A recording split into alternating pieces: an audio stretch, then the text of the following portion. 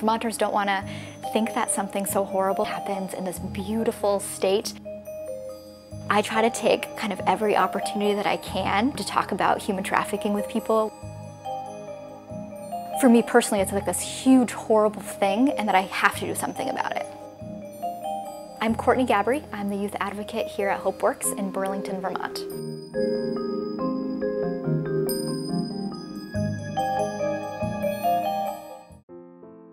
I studied abroad my sophomore year of high school and went to Panama.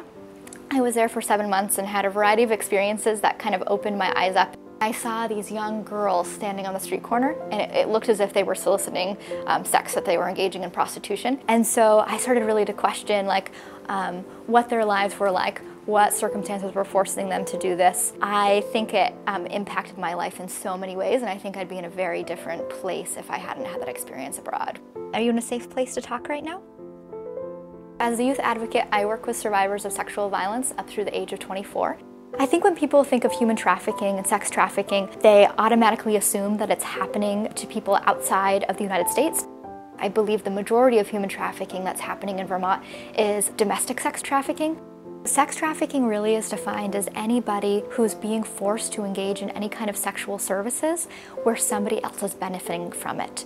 We're here just to talk about their experiences and kind of what they need.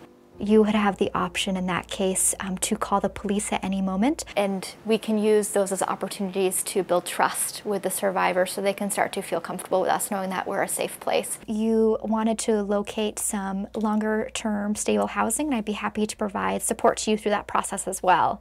I'll hear about a situation, for example, of a young girl. She may come from a pretty unstable home life, and unfortunately traffickers, also known as pimps, are very calculated. He may shower her with a lot of attention and compliments, and they become involved, and before she knows it, he's saying something along the lines of, "Hey baby, can you do me this one favor?" And so before she knows it, she's having sex with his best friend, and before she knows it, she's having sex with 10 or 15 different people a day, and he's receiving money for it. He may be using drugs and alcohol to be able to manipulate and control her.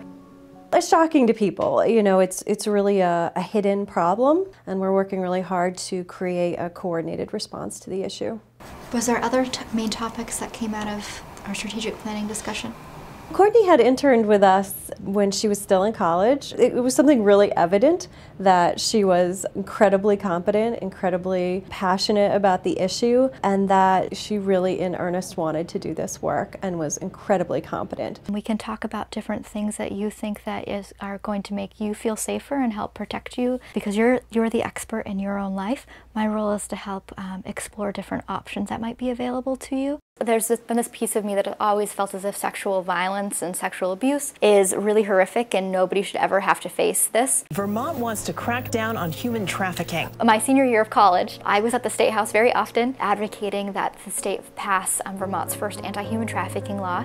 This is an important step forward. And that did happen, which was really, really exciting. Since that first experience of that law passing, I've been back to the State House providing testimony several times. She just amazed me at her knowledge of the problem and her ease of speaking about what is a very difficult subject to talk about, particularly in front of a group of old legislators, and there's TV cameras running and everything. It does restore your faith in our younger generations. She certainly knows her subject, is confident in her opinions, and confident in the way she presented it.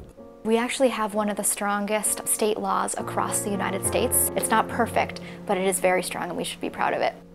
This is not a 9-to-5 job that I clock out and kind of check out and stop thinking about at the end of the day.